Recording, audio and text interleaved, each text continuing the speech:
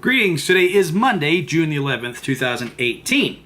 So, another Sniffer update. You guys are like, what? Are you not finished with that thing yet? Well, no, not quite.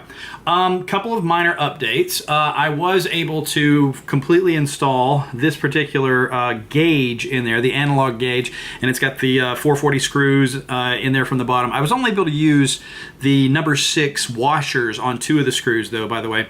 And I've added the little piece of black on either side there, correct width measurement to the actual 300 meter that Saba Scott owns.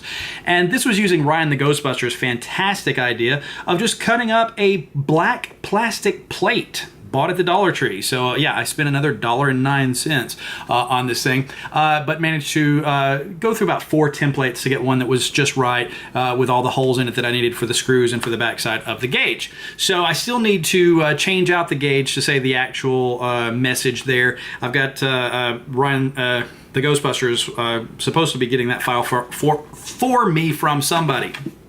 I did hot glue into place from the back side the little red button there, so that's permanently affixed now. And I did add a little bit of clear tubing, some of the tubing on the inside, as a matter of fact. I trimmed off just a little tiny amount of it that was lying fallow now, that I'd removed the motor and everything, and put this wider amber tube over it. Now the amber tube is still too long. There's not nearly this much length on the one in the movie, and I still don't have a probe, and my labels still haven't arrived from the guy in Mexico yet. But here is the important part of this story. When you're doing all your research, sometimes you get a little bit condescending, cocky, I don't know exactly what word you want to use. A friend of mine on Facebook messaged me the other day, a longtime viewer of my videos, Trevor. You know my friend Trevor, who lives in the bin. And he said, your aspirator bulb is wrong. And I said, yeah, I'm aware. This is the closest thing that I could find right now. Actually, I was watching an explosimeter bulb on eBay when I first started this project. The guy wanted like 40 bucks for it. And I waited too long and I let it go. It actually would have had the little red tips on either end like it's supposed to have, but it would have had a seam in the center line. And that's what Phil Hazanon used. Waited too long, it got bought. So I went with this instead, and we know, I talked about the possibility of using this actual, one from a blood pressure cuff, or this one that I decided looked too much like a hand grenade. But in my answer to, in my answer to Trevor, I said, if you find the right cutting bulb, you let me know. An hour later, he links me to this auction for a Bacharach bulb.